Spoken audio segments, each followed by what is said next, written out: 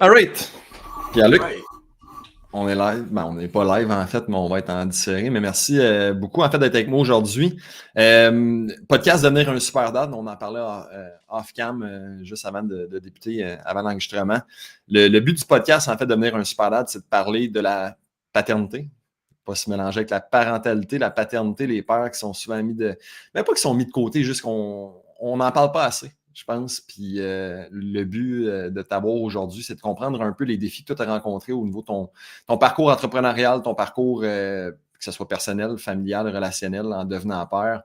Puis comment est-ce que tu as réussi à trouver un équilibre là-dedans? On va parler de qu'est-ce que ça veut dire l'équilibre, et ainsi de suite.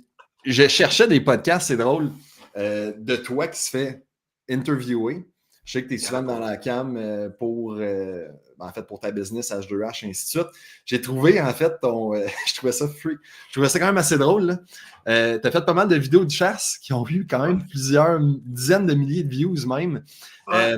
Mais j'aimerais ça, en fait, pour notre audience, que tu commences un peu par expliquer qui tu es, ton Mhm. parcours, ton histoire, puis aussi peut-être les défis, en fait, que tu as rencontrés à travers ton parcours, autant personnel qu'entrepreneurial, et ainsi de suite. OK, ben, c'est une longue question qui pourrait prendre 1 heure en tant que tel, mais je vais commencer par une présentation. Après ça, Ouais. tu iras dans les angles, tu poseras les questions dans les angles que tu veux. Donc, mon nom, c'est Pierre-Luc. Je suis un entrepreneur, en fait, un multi-entrepreneur. Ce qui est un facteur clé dans l'histoire, c'est que toutes mes entreprises sont gérées en télétravail. Donc, j'habite en campagne, dans la belle ville de Sainte-Geneviève de Batiscan, sur le bord de l'eau avec ma famille. Et tous mes business sont gérés de mon sous-sol ici, là, dans mon. Je ne sais pas si vous voyez les têtes de chevreuil et tout, là, je suis assez bien cadré, mais j'ai mon petit antre de travail dans le sous-sol. Puis, donc, en fait, je suis cofondateur de H2H Academy, président de Résidentiel Maison Intelligente et investisseur dans une agence web. Alors, ce sont les 3 projets que je gère actuellement. J'ai un petit peu d'investissement immobilier, mais c'est pas quelque chose qui m'intéresse outre mesure. Alors, je me concentre dans les opérations, surtout de consultation, développement des affaires dans H2H, puis les autres business sont délégués à 100%. Donc, je vais juste piloter quelques heures, quelques meetings par mois pour que ces entreprises-là se gèrent par elles-mêmes ou grandissent là, avec des personnes clés qui sont dedans. Puis, j'ai toujours été entrepreneur. La dernière fois que j'ai eu un chèque de paye, je pense que j'étais à l'université, je travaillais chez Bridgestone Firestone à Joliette. Puis, dans le fond, après ça, j'ai rapidement lâché ça parce que je m'étais fait reprocher par le syndicat d'être trop performant au travail. C'était comme, tu vas te faire haïr par tout le monde si tu continues comme ça, parce qu'ici, c'était pas comme ça que ça marchait. Probablement que ça va changer aujourd'hui, là, mais c'était ça. Il y a quelqu'un de syndicat qui était venu me genre, pas me bully, mais kind of, là, genre, faut que tu ralentisses, parce que tous les gars de la shop vont tailler. J'ai catché, je suis comme, c'est pas un environnement pour moi, puis j'ai d'arriver plein de choses dans the road, puis je suis aussi papa d'une petite fille qui s'appelle Simone, qui va bientôt avoir 4 ans. Puis c'est pour ça que j'ai accepté l'invitation, parce que j'essaye de toutes les façons possibles de devenir un meilleur papa, de devenir une meilleure version de moi-même, de m'impliquer malgré tous les défis que je rencontre au quotidien, malgré tous les impondérables que la vie peut nous envoyer, puis les claques d'en face qu'on peut recevoir. Fait, puis je trouve qu'il manque définitivement de contenu ou de choses qui viennent en m'aide ou qui viennent connecter avec les pères qui veulent s'impliquer. Je connais plein de pères qui ne veulent pas s'impliquer puis they don't care. Puis that's okay. Moi, je suis un père qui veut s'impliquer, qui veut être proche de ma fille, puis je veux être présent. Mais comme, c'est pas quelque chose qu'on. Il y a beaucoup de choses qui nous permettent de relate à ça puis de se connecter à ça. 100%. Donc, voilà une longue présentation.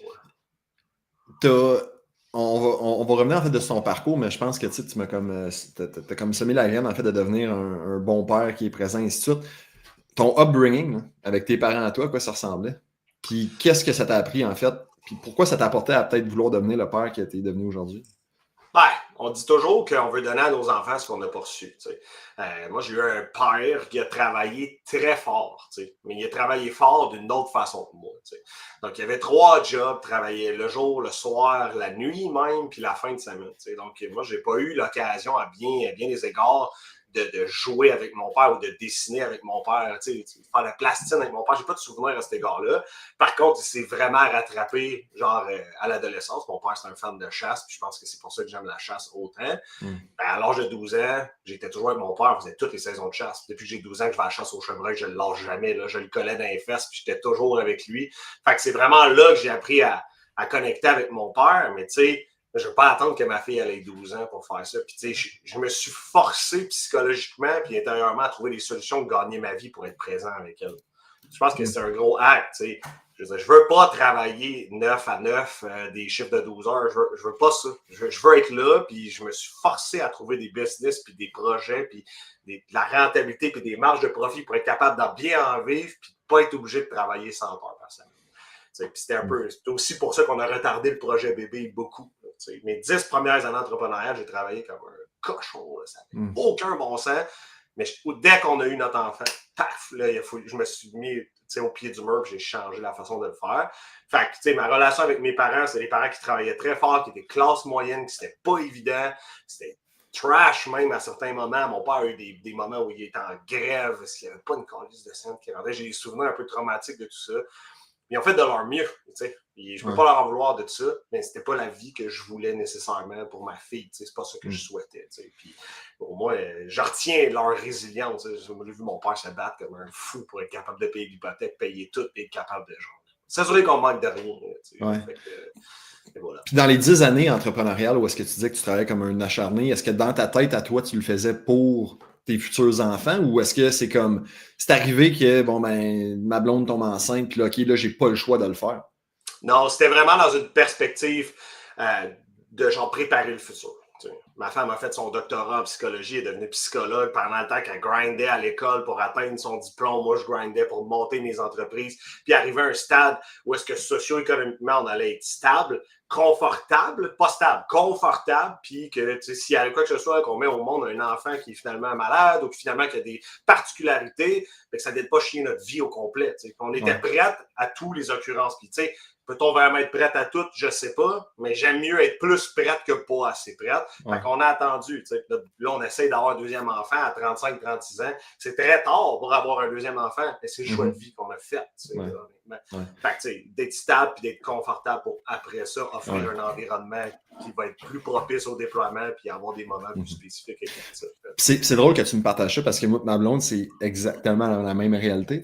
Ta blonde, elle a étudié, elle a fait un doctorat. Moi, ma blonde est résidente en fait en médecine, puis elle finit ses examens en mars 2026, l'année prochaine. C'est comme, j'ai comme exactement le même pattern que toi, où est-ce que je suis entrepreneur depuis maintenant 2018. Puis je suis comme, hey, je veux tout donner pour être 100% prêt pour que quand j'aille un kid, j'avais pas besoin. Hey, si la garderie, là, je sais pas moi, le CPE, il ferme, puis il y a une grève ou le kid est malade, je peux-tu, moi, m'en occuper? Mais la genre de choses que je trouve difficile là-dedans, je pense que tu l'as mentionné, tu sais, c'est comme être prêt. Genre, est-ce qu'on peut réellement, comme, tout placer nos pions parfaitement pour se dire qu'à un certain moment, tout va être, les axes vont être alignés? Si ça prend tu sais, j'en ai des chums, là, ça a pris 2 ans avant qu'ils tombent enceintes. Il y en a d'autres qui sont chanceux, là. Hey, après un mois, une tentative, ça marche à la coche, tant mieux pour vous autres, mais qu'est-ce qu'on se doit de mettre en place de ton point de vue pour être réellement prêt, pour être présent, puis être comme le père, la mère qu'on veut être? C'est pas une opinion populaire, là. Puis je sais, j'ai souvent l'étiquette d'être intense, là, mais moi, j'avais 5 ans de salaire de côté, mettons. J'étais prête. J'étais prête en salle. Niveau financier. Bon, puis après ça, on pourra rentrer là-dedans. Moi, j'ai des prédispositions personnelles. J'ai une condition de santé qui faisait en sorte que je devais être plus prête. Encore plus prête. On y reviendra. Fait que, tu sais, pour moi, c'était un bon 5 ans de salaire.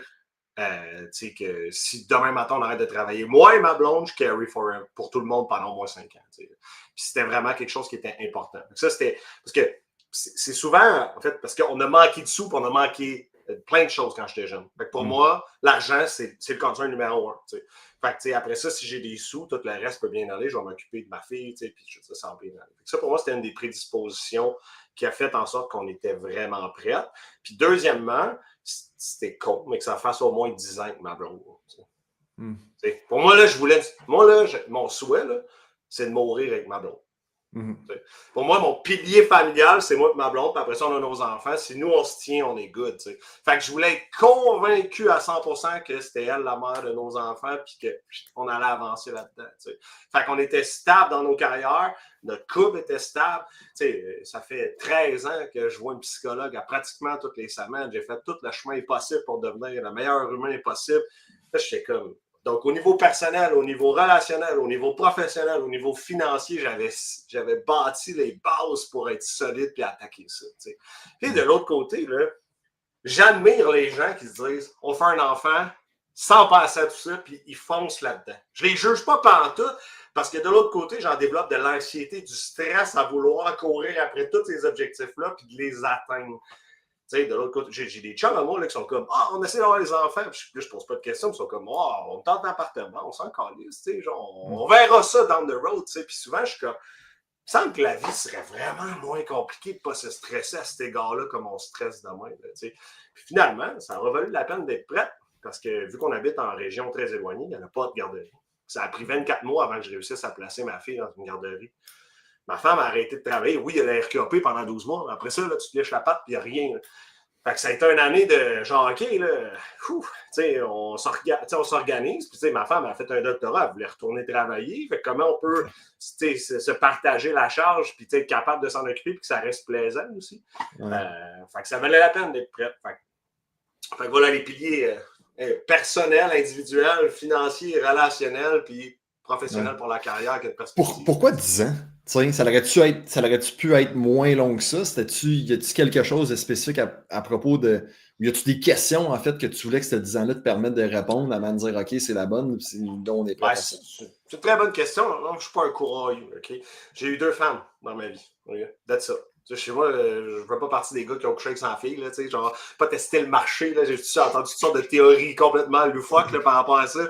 Mais comme, moi, j'ai eu une blonde que ça a duré pendant 7 ans. Puis après ça, j'ai rencontré celle-là.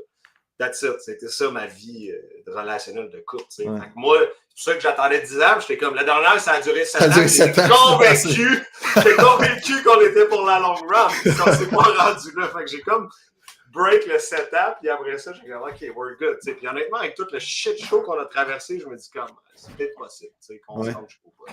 Y a-tu des questions? Parce que je sais qu'il y a tellement de livres. Puis j'imagine que tu connais PBD, là.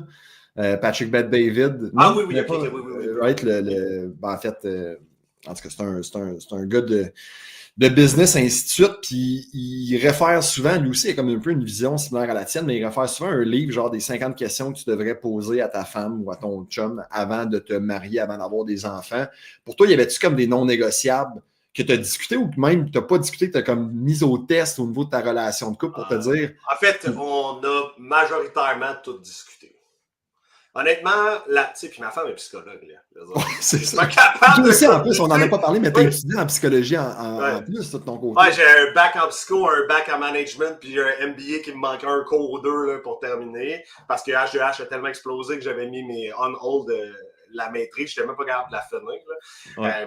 Donc voilà, mais oui, tu sais, donc pour nous, la clé, c'est la communication. Il n'y a rien là, qui traîne. Là. On a un meeting par semaine pour jaser du ongoing, qu'est-ce qui se passe, puis on creuse tout le temps, tu sais. Puis nous, on aime souvent le dire de même, tu sais. Moi, je pense que je suis une personne qui est plus sapiosexuelle. J'ai une attirance pour l'intelligence de ma femme, tu sais. Oui, elle est très jolie, ma femme, là, mais tu sais, si elle était juste jolie, moi, ça ne serait pas assez. Tu sais, ouais. Avant, ça fait 2 mois et demi que je ne bois plus, on revenait là-dessus. Ouais, mais avant, on prenait une petite coupe de vin, puis on jasait, puis c'était le même qu'on animait la passion, c'était d'avoir des discussions intéressantes, profondes, authentiques, etc., tu sais. Fait que voilà, tu sais. Fait que oui, on avait eu toutes les discussions sauf celles vu qu'on contrôle tout dans notre vie, on est déjà un peu comme, on prend pas de choses au hasard. La garderie, c'était vraiment un facteur. On s'est fait baiser solide, là. Tu sais, je veux dire, on s'est vraiment fait avoir, mais c'est une bonne chose parce que le développement langagier émotionnel de ma fille, tu sais, toute la motricité, c'est fou, là. Ma fille est comme vraiment sur son X à chaque niveau. Fait que, tu sais, pour ça, on peut pas juste, tu sais, c'était vraiment bien. Puis pour le deuxième, maintenant, c'est prévu. C'est 24 mois à la maison avec le petit ou la petite qu'on va avoir. C'est déjà prévu, genre, tellement les effets sont bénéfiques de ce genre de ma fille qui a grandi. Puis souvent, les gens étaient comme, ouais, mais là, elle ne voit pas d'amis, etc., tu sais. Puis finalement, ça a été tellement payant pour ma petite en termes de tout le développement et toutes les sphères qu'elle a eues. Fait que, tu sais, c'est ça, pour un enfant, on va conserver le même plan. Mais pour répondre à ta question, oui, on a ces discussions-là qui étaient tough. Est-ce que c'est parfait? Non, il est parfait. Mais je pense que dans le ongoing, de toujours s'arrêter pour corriger puis pivoter. Tu sais. Ouais. Fait que c'est ça. Voilà. J'aimerais t'entendre, en fait, parce que là, tu parlais de la garderie puis de ton deuxième kid, que tu veux 24 mois, ça va être à la maison, ainsi de suite. Moi, en fait, je partage une partie. Tu sais, j'en ai parlé tantôt de ma copine, ma fiancée, puis qu'on va avoir des enfants. Fait que je suis pas encore père. c'est pas qu'est-ce qui m'a apporté en fait à créer les super dads. Au contraire, ça a été le fait de ne pas avoir de super dad dans ma vie, puis d'avoir perdu mon père quand j'avais 17 ans. Puis mon père aussi, il a un peu le même principe que le tien.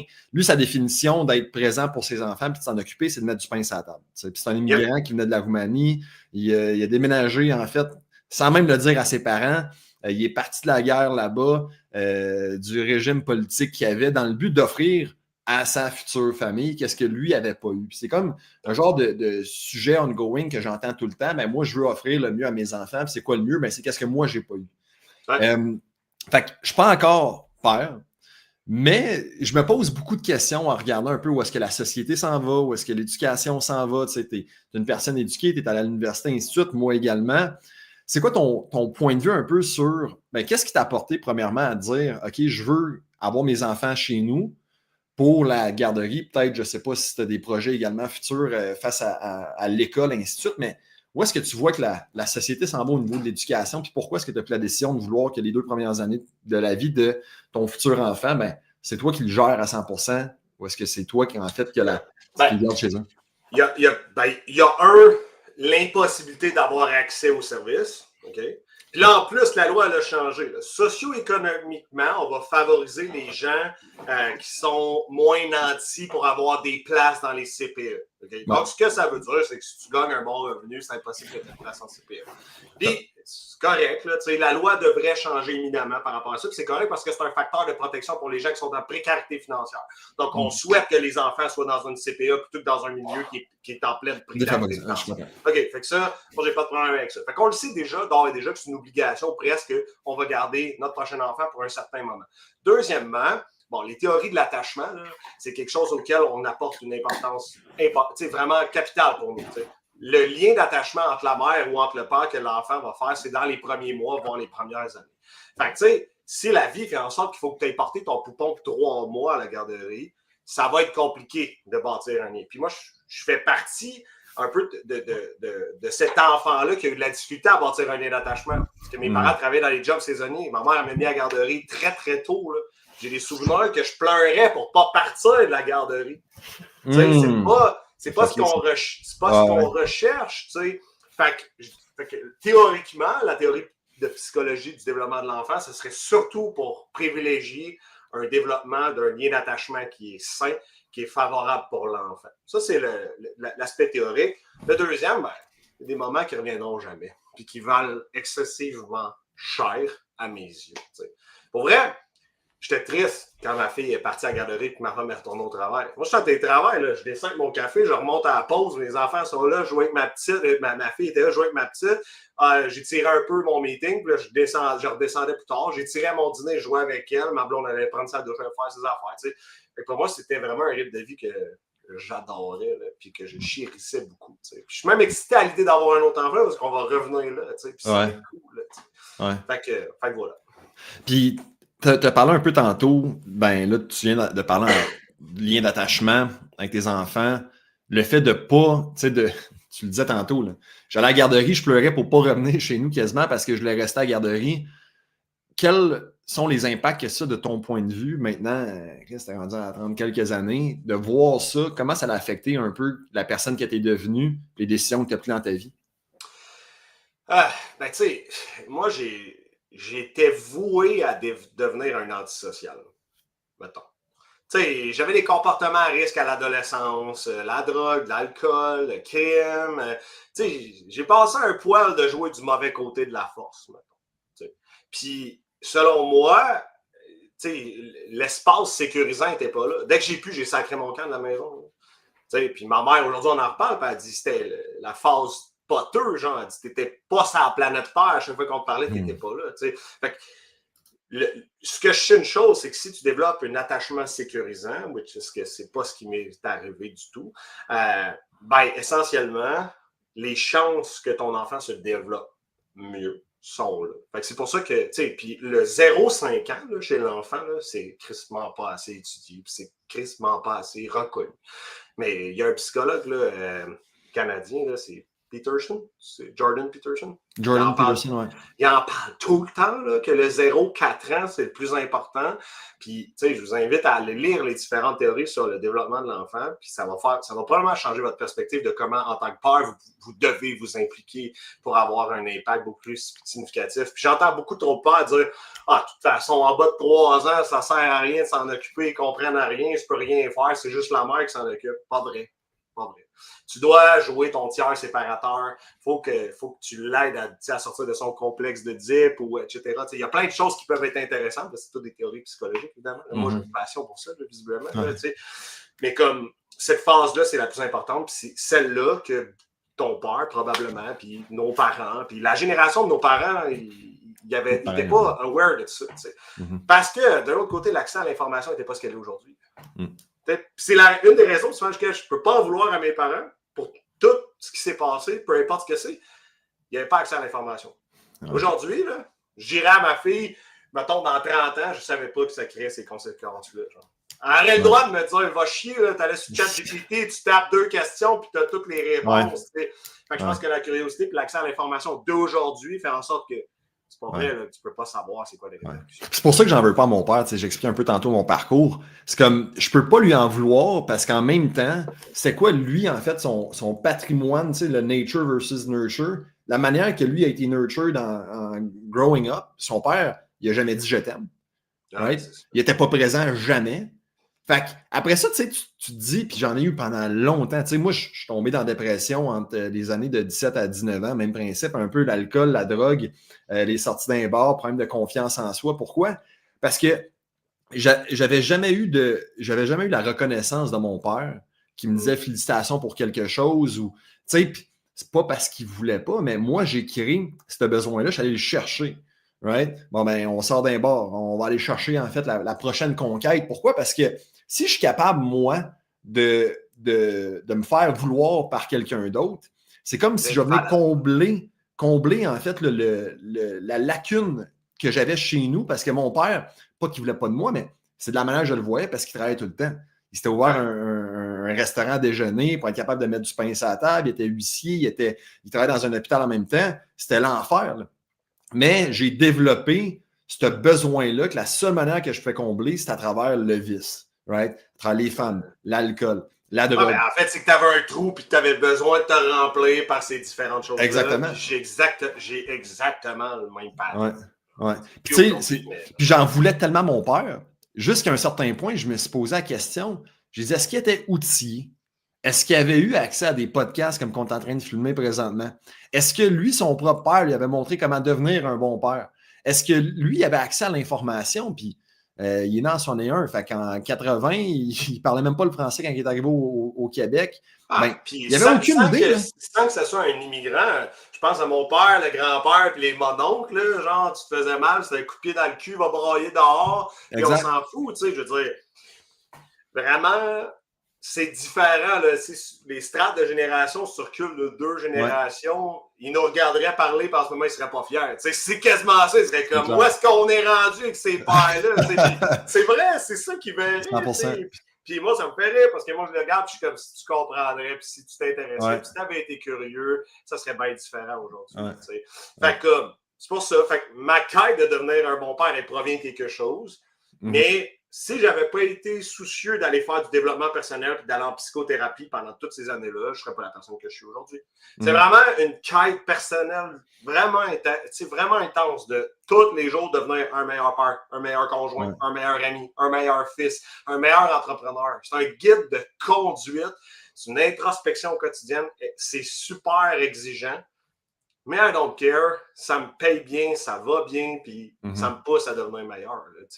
Puis, c'est quoi en fait? Moi, je suis curieux de savoir, c'est souvent le terme non négociable. Tantôt, tu parlais en fait de, OK, 0 à 4 ans, c'est super important. Simone, elle a 4 ans, c'est un super beau nom en passant, là, c'est le nom de mon arrière-grand-mère, je tripe. Puis, quels ont été pour toi comme les non négociables quand tu as eu Simone, puis tu t'es dit, OK, 0-4 ans, c'est super important avec le bagage que tu as appris au niveau de la psychologie, ta conjointe, ainsi de suite, que tu t'es dit, ça, c'est les non négociables que je me dois de respecter pour mettre ma fille dans le meilleur environnement possible, puis d'être le meilleur père pour elle. En fait, ça ne s'est pas produit quand elle est arrivée. OK? Quand elle est arrivée, j'étais au prix quand même avec des problèmes de consommation de boissons. OK? Puis longtemps, tu pourrais aller voir mes podcasts, personne pourrait savoir que je prenais de la bière parce que moi, je suis un fonctionnel, high functional. Okay? Puis moi, je prenais de la bière pratiquement tous les jours. Okay? Jusqu'à temps que ma femme me confronte assez intensément à cet égard-là, puis que j'ai fait un pivot important. Je ne sais plus exactement de la date. Je pense que ma fille n'avait pas encore un an, peut-être entre 6 et 9 mois. Puis c'est à ce moment-là que je me suis dit comme, OK, genre, juste la fin de semaine, la bière, mettons. Okay? Puis, dernièrement, ma fille me dit, elle est vraiment, elle a 3 ans, elle compte jusqu'à 100, elle parle en anglais, elle parle un peu en espagnol, tu sais, comme, elle est très, très, très, très dégourdie. Fait que je prends ma bière à la fin de semaine. Pourquoi, papa, toi, tu bois toujours de la bière à la fin de semaine? Ah! Ça m'a crevé le cœur avec un couteau, là. Puis c'est une des raisons, là, tu sais. Puis là, genre, justement, parce que je suis coaché puis suivi pour ma remise en forme, puis il m'a comme confronté à cet égard-là aussi, puis il m'a donné l'application I'm Sober. Je l'ai ici. Je suis comme, je l'ai-tu ici aujourd'hui? C'est cher, je le sors résumé. Tu sais, je suis fucking fier, là. Je suis fier en tabarnak, parce que depuis que j'ai l'âge de 12 mois que je bois de la bière. Tous les jours.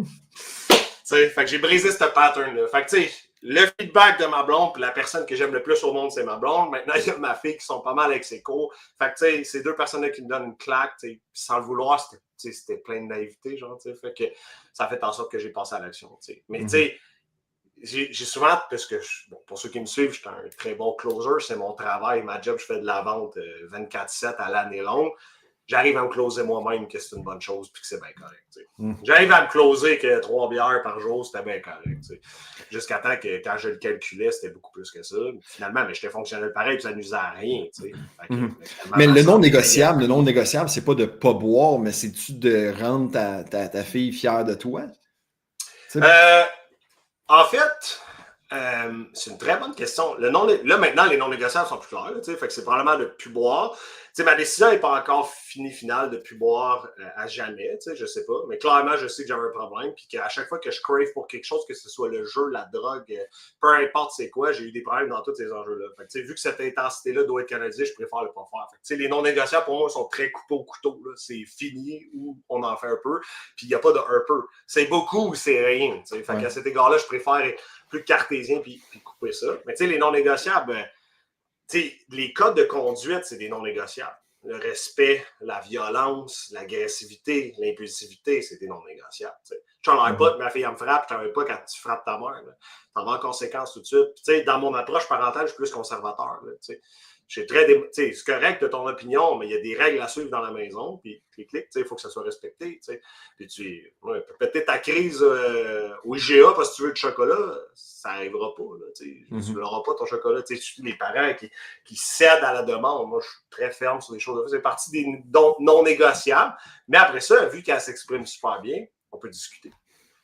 J'aime ça, genre, qu'elle me challenge puis qu'on discute. Fait que, ça fait partie aussi de ça. Mais les non négociables, mettons vraiment en termes de respect, de valeur. Puis après ça, on est très routine. Moi, je suis un fervent défenseur des routines. 6h15, timer sonne, on s'en va à la routine de bain, tic, tic, tic, tic, tic, tic, la suite logique jusqu'au dodo. Fait comme ça fait partie aussi des non négociables de la maison ici, sur comment on élève nos enfants. Fait que je ne sais pas si c'est ça la direction que tu veux aller spécifiquement, mais je pense que des exemples. Je pense que cette routine-là est importante. Tout le monde est différent un peu là-dedans. Je pense à des membres de ma famille qui, eux, c'est beaucoup dans écouter ton enfant de comment est-ce qu'il se sent. Il va faire une crisette. Comment est-ce que tu te sens présentement? Mais je trouve que je déteste faire ça parce que j'ai comme l'impression que je commence à donner à dire à des parents comment est-ce qu'ils devraient faire avec leurs enfants quand je suis même, moi, pas père.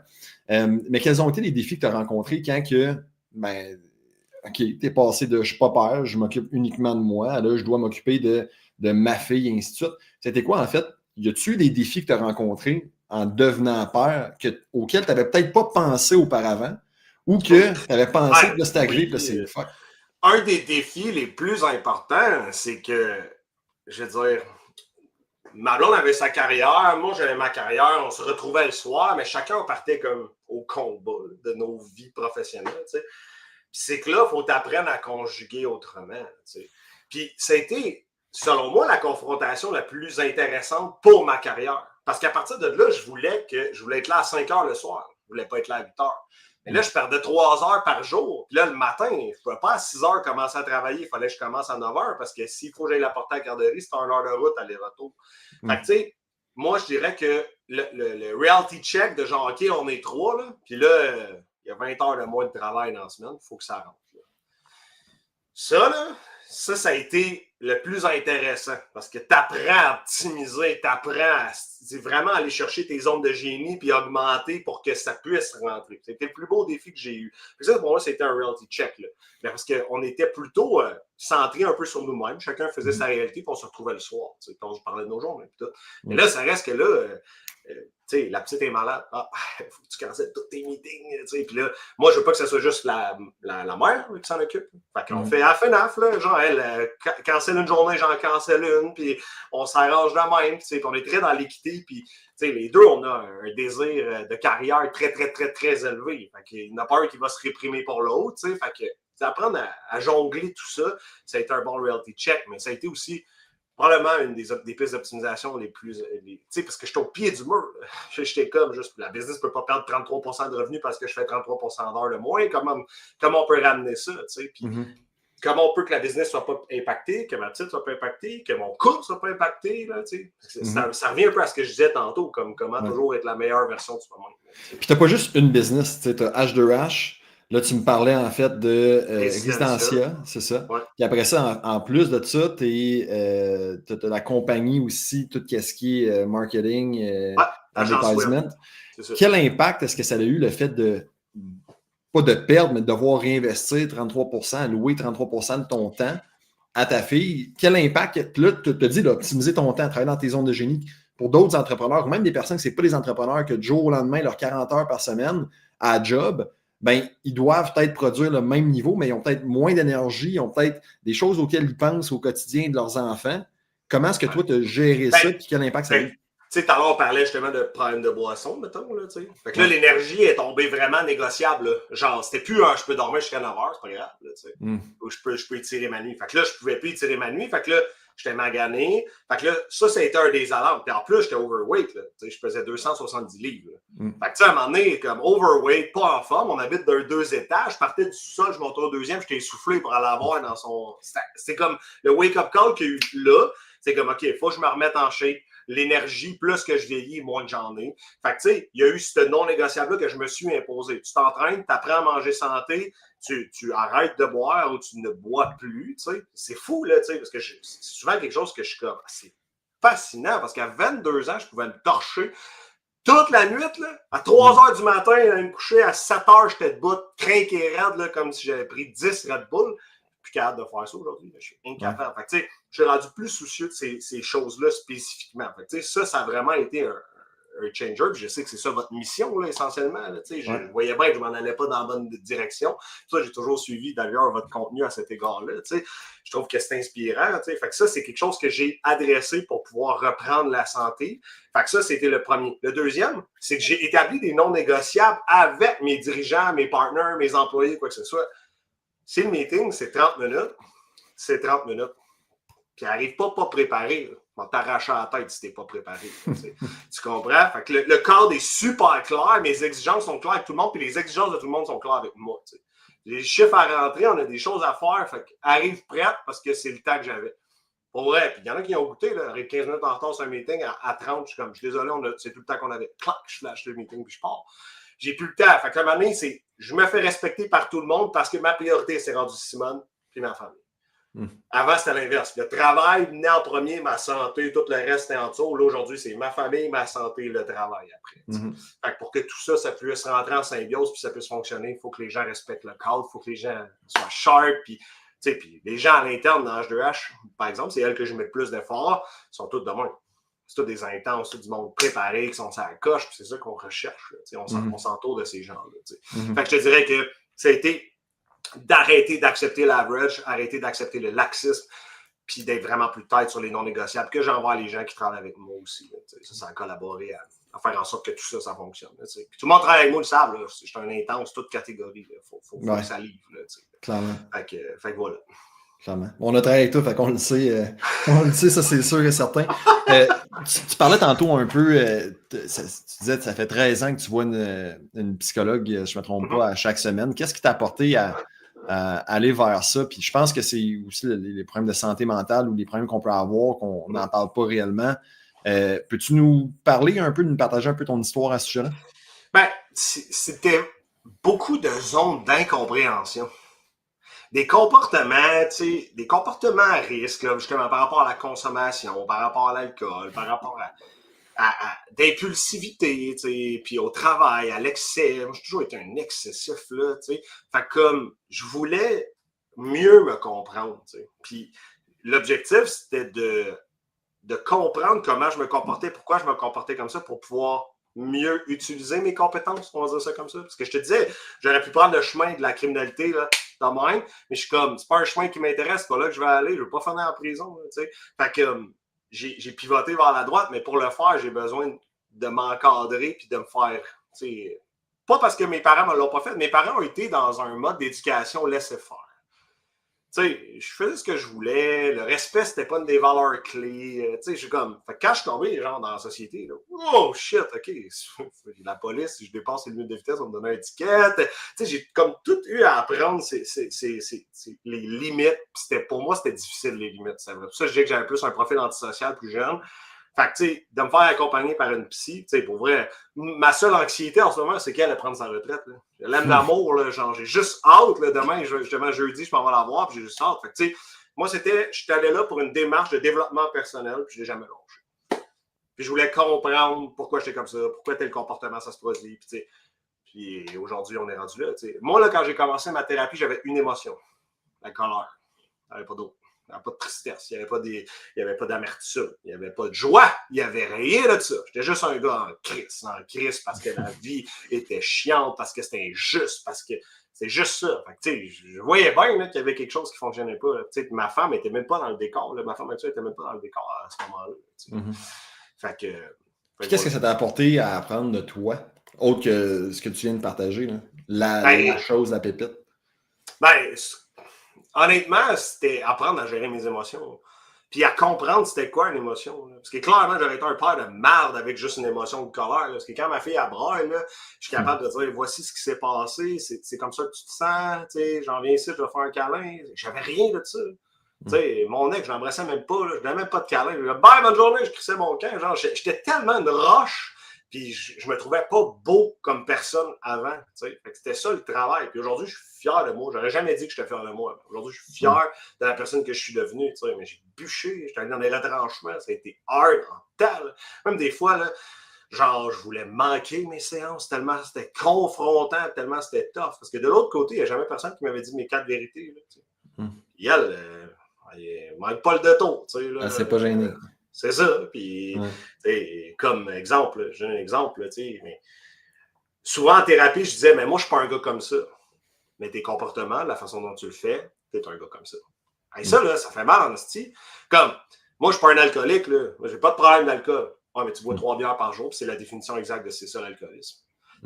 Tabarnak, ça fait ça. Ça confronte à la réalité, mais c'est ça que j'ai besoin d'entendre, c'est comme ça que je fais mon coaching aussi, Comme ça marche pas les ventes. Ouais, garçon, t'as fait une vente dans ta semaine. T'as fait un pitch de vente dans ta semaine. C'est pas t'es pas bon en vente. T'as pas assez d'occurrence de vente. Puis on dit la vérité telle qu'elle est. Et moi, c'était une approche comme ça que j'avais besoin. Fait que voilà. Fait que ça m'a amené à devenir une meilleure version de moi-même individuellement. Mais j'ai pas fini. Puis c'est un travail d'une vie. Là. C'est pour ça que je dis que j'ai juste peur qu'elle prenne sa retraite. Parce que moi, j'aimerais ça être en suivi forever. Genre, pour vrai. Parce que c'est une quête sans fin. Là. Je dirais, prochain enfant, avec 2 enfants, la vie va évoluer, ça va changer. Je vais avoir besoin de quelqu'un dans mon angle mort, pour bien réfléchir et éviter de tomber dans des pitfalls, justement. Puis, la santé mentale, c'est précaire, il faut en prendre soin. Pas assez démocratisé aussi pour les pères, ce détail-là. Ceux qui nous écoutent en ce moment, je sais qu'il y en a plein là, qui travaillent comme des acharnés à essayer de mettre du pain sur leur table, être stressés pour payer l'hypothèque, puis qu'ils sont stressés parce que le renouvellement s'en vient, puis qu'ils ont un carry de stress en arrière, mais vous prenez pas soin de votre santé mentale, puis ça, c'est important. Tu as parlé dans un des podcasts que j'ai écouté, un des podcasts que j'ai écouté de toi, tu as dit si tout avait à s'écouler, si j'avais à faire faillite, à perdre mes business, peu importe, puis tu as aussi parlé tantôt qu'une des choses qui était le plus important pour toi pour te dire OK, je suis prêt, c'est d'avoir un certain montant pour te dire, OK, je vais être capable de passer à travers n'importe quelle intempérie. Mais tu as dit en fait que tu as tellement développé confiance en toi à force de passer à travers toutes les adversités que tu n'aurais pas peur d'un matin de tout recommencer à zéro. Comment est-ce que tu as développé cette confiance en toi? Là? En développant un super skills. T'sais. Pour moi, mon super skill, c'est la vente.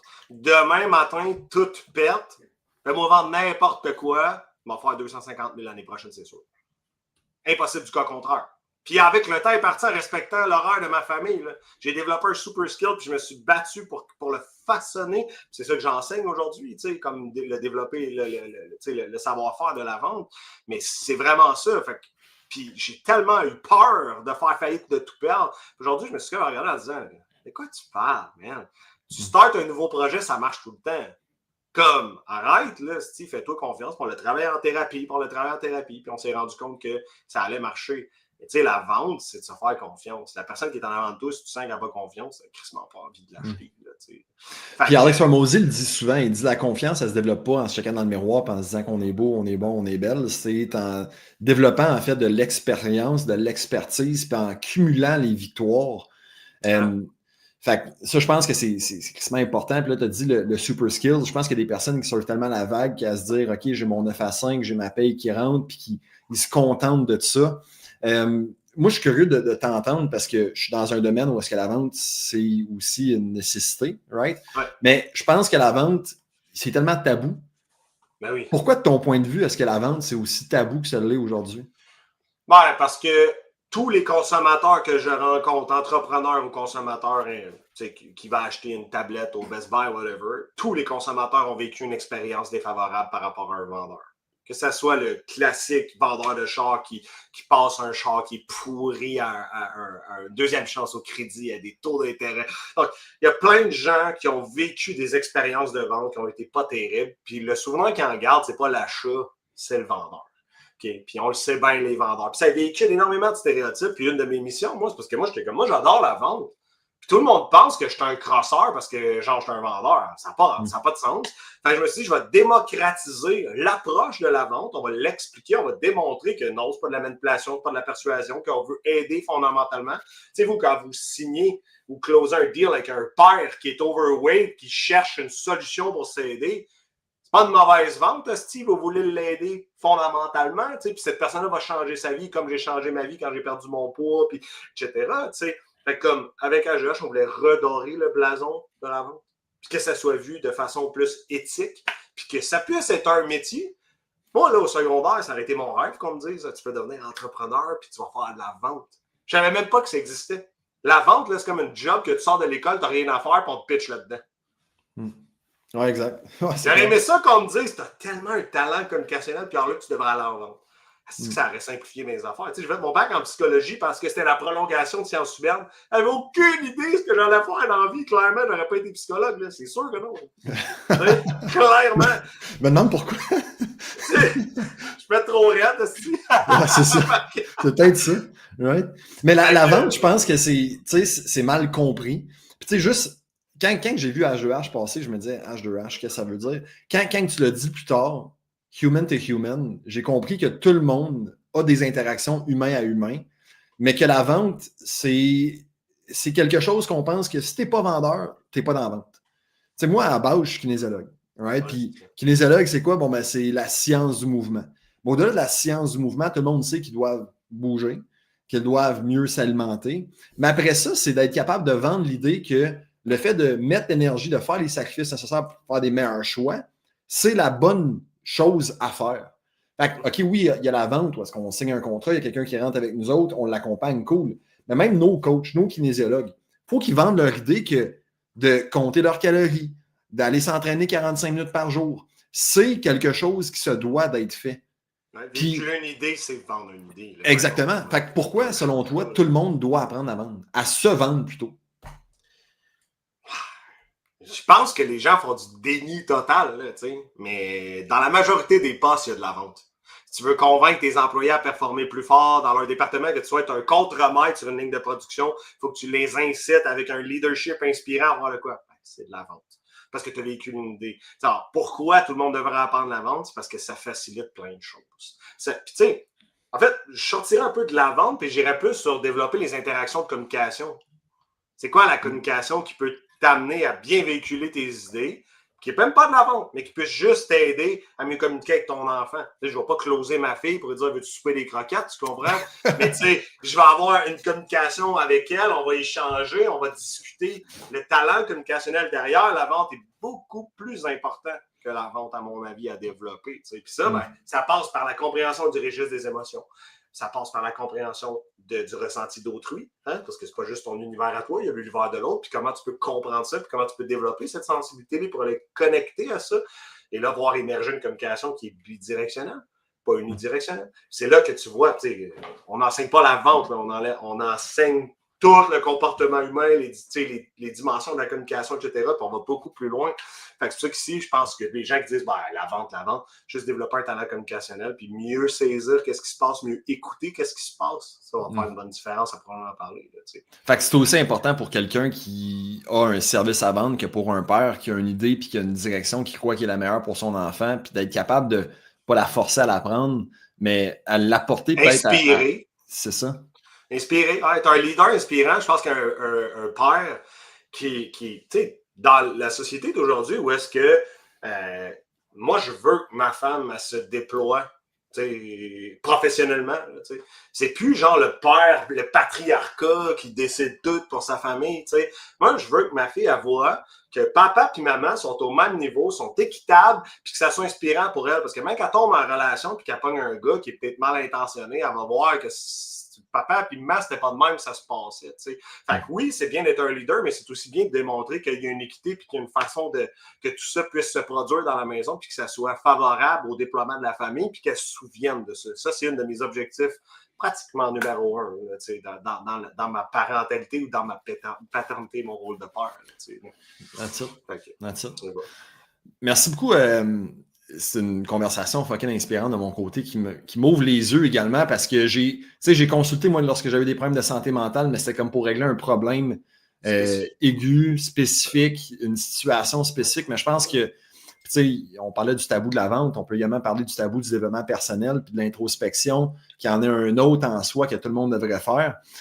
J'aurais quelques petites questions avant qu'on se lance, avant qu'on se laisse, que j'aimerais ça, en fait, qu'on aborde. On va pouvoir y aller en fait en quick fire. Quels seraient les conseils en fait quels seraient les conseils en fait que tu aurais souhaité recevoir avant de devenir père?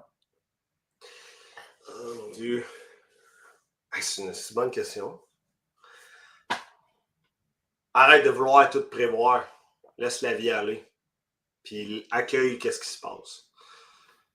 Vouloir tout contrôler, là, j'aurais aimé ça qu'on me dise que c'était peut-être pas la bonne façon de faire. Ça, je te disais, au début, j'ai commencé en disant j'aurais aimé ça être plus naïf, puis genre juste lancer. Là. Ouais. T'as bien beau contrôler tout, là, mais quand la petite, elle pleure, là, puis elle manque, ta couche est propre, elle manque pas de lait, elle a pas mal au ventre, elle fait juste pleurer. Là. C'est là que j'aurais besoin que quelqu'un me dise ça. Juste la bercer, puis ça va passer. Tu sais. Puis là, je suis genre, tu sais, comme tellement pragmatique dans mes approches que j'étais comme, Chris, la couche est propre, tout est propre, comme comprends pas, là, tu sais. J'aurais aimé ça que quelqu'un me dise, laisse aller, ça va juste des passes plus difficiles, puis c'est pas tout qui est contrôlable, c'est pas tout qu'il y a une réponse qui est écrite dans un livre, qu'il y a une théorie qui vient justifier quelque chose, tu sais. Puis j'étais tellement dans mes livres ou dans mes approches théoriques, dans ma compréhension exhaustive, que ça m'aurait aidé, là, clairement. Souvent, ben là, c'est là que ma blonde m'a aidé, tout qui est prévisible, hein, on se laisse aller, tout. Ça va être un conseil que j'aurais vraiment aimé recevoir. Là, arrête de tout contrôler, arrête de vouloir tout prévoir. Super. Quelles sont les valeurs les plus importantes que tu souhaites léguer à ta fille et tes futurs enfants? Le respect. Le respect d'autrui, tu sais. Donc, ça, c'est une des plus importantes. Tu sais. En fait, respecte les autres et respecte-toi. Donc, c'est pas juste respecte les autres au détriment de ta santé. Respecte-toi, pose des limites claires, puis rayonne, puis n'aie pas peur de prendre la place. Tu sais. Et respecte-toi, puis respecte les autres en le faisant. Tu sais. Souvent, le respect, c'est enseigné comme respecte les autres. Moi, je préfère que tu te respectes toi. Tu ne te feras pas piler ça à la tête par quelqu'un qui ne fait pas ton affaire, tu vas le tasser si ça ne fait pas. C'est ce que je veux. Ouais. Je partage ça à 100%. Puis, quelle est ta définition d'un super dad? Oh my God! C'est bon, ça. Tu poses une bonne question, Ken. Donc, un père qui est présent, vous allez voir, là, je suis exigeant, j'ai dit, mais moi, je suis présent 98% du temps à toutes les routines, qui est présent à tous les rendez-vous médicaux, qui est présent à tous les rendez-vous à l'école, puis qui split la charge mentale avec sa femme 50-50, sinon plus. Fait que, tu sais, genre, pour moi, c'est ça un super dad. Puis après ça, c'est un super dad qui n'est pas dans des zones pas positives comme l'alcool, qui s'entraîne, qui démontre le bon exemple, puis qui est capable de mettre du pain et du beurre sur la table, mais du bon pain. Fait qu'une alimentation équilibrée, puis qui prend le temps. T'sais. Tous les matins, je me lève, je fais des œufs à ma fille, je prends le temps, on mange des bons fruits, puis on décolle la journée positivement. T'sais. Pas un bol de Fruit Loops tous les matins, maintenant. Fait que c'est ça, être un super dad. Puis après ça, c'est d'avoir une compréhension exhaustive des émotions, pour être capable de relate avec son enfant, peu importe son stade, peu importe son âge, puis être capable de comprendre qu'est-ce qui se passe concrètement. Puis c'est pas une science parfaite, faire du mieux que tu peux, puis d'être questionné sur comment tu peux devenir un meilleur père. Voilà, je pense que de se questionner. Ouais, non, mais c'est bon, mais tout le monde a une différente définition, mais je pense que le fait d'avoir une définition, de se poser la question, c'est le step number one. Deux autres questions. Comment réussis-tu à trouver l'équilibre dans le chaos de l'entrepreneuriat, dans les multiples fonctions que tu occupes avec... Réponse plate, il n'y en a pas d'équilibre. Il n'y a pas de zone d'équilibre. Il n'y en a pas. Des fois, c'est déséquilibré là, équilibré là, déséquilibré là. Tu sais, on vient de finir un chantier de 9 mois ici. Là, tu sais. Pendant que je te parle, il y avait un gars qui creusait, qui s'appelle dans ma fenêtre là, puis là, le gars de chantier cognait dans la porte. Tabarnak, ça marche pas. L'école appelait. Il n'y a pas d'équilibre. Il n'y a pas. C'est juste que le soir, nous, le motto, là, c'est quand la petite elle rentre dans la maison, le retour à l'équilibre, c'est là. Tous les problèmes, on les met de côté. On se concentre sur notre fille pendant 2 heures. Là, et là, on soupe, routine de dodo et tout et tout. Mais le reste, pour vrai, je vis dans un déséquilibre constant. Partner appelle, on est dans une mise en demeure, poursuite dans telle affaire, tel problème qui pète, la caisse a appelé, tel paiement avancé. Genre, il n'y en a pas d'équilibre. Pour vrai, c'est que du déséquilibre. Mais ce que je veux, c'est que moi, j'aime bien dire qu'un bon capitaine, il va aller en mer affronter la tempête, mais quand il revient au port le soir, ça soit calme, puis propice au déploiement, puis à ce que la famille soit bien. C'est ça que je m'exige, là, tu sais. Fait que, tu sais, mais avant, là, je parle quand il était tout petit, je finissais ma journée et je craquais ma bière. Aujourd'hui, il n'y a plus de bière. Je suis avec vous, je suis là. Je ne suis pas en train de compenser pour ma journée de marde. Ma journée de marde, je la laisse en arrière de moi, puis là, je suis avec vous autres, puis je suis là, full time. Après ça, à 7 heures, la petite est couchée, je me retourne travailler s'il faut, ou après ça, c'est du honey time. Mais comme essentiellement, ce moment-là, c'est la zone d'équilibre. C'est elle qui est la plus importante, c'est elle qu'on veut protéger et qu'on chérit le plus. Après ça, le reste, je crois pas à ce concept-là.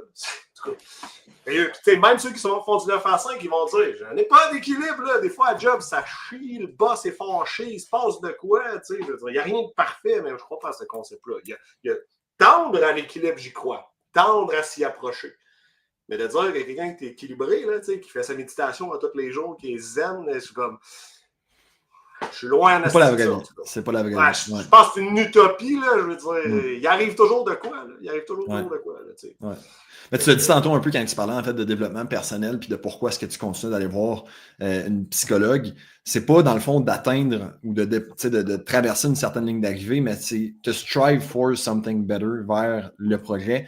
Là, la dernière question en fait que j'ai pour toi, qui est une question existentielle que je pose souvent à mes clients quand ils sont dans des moments un peu plus difficiles pour comme take a step back puis trouver leur raison motivationnelle de pourquoi est-ce qu'on fait, qu'est-ce qu'on fait.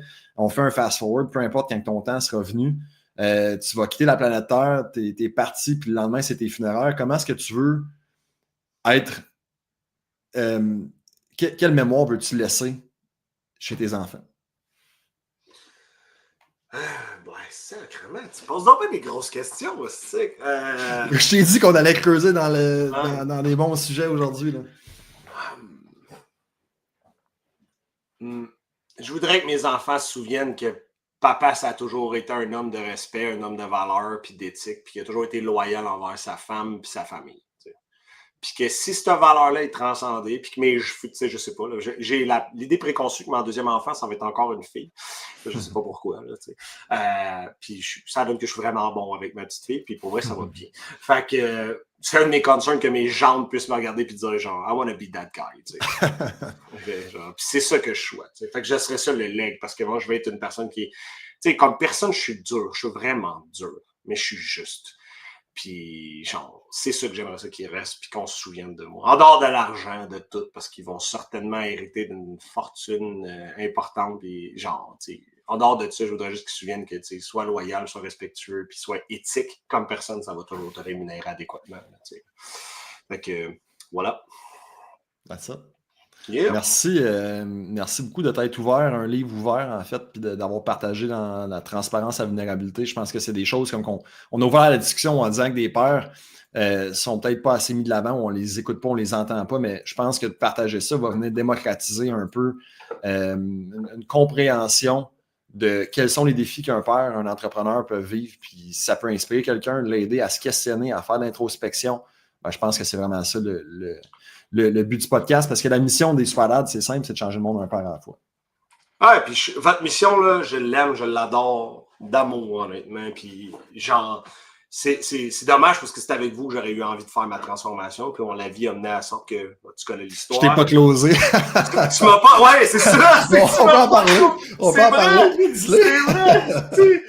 Parce que je suis un formateur en vente, de tourner les coins ronds, mais si j'aurais eu besoin, là, OK. Dans ma business, on m'appelle le donneur de coups de 2x4. Là, ma gang, ils vont faire un 2x4. Voyons, c'est écrit H2H avec une ligne dessus. Là. OK? Puis, ce que j'aurais eu besoin, c'est que tu me fasses. Ouais.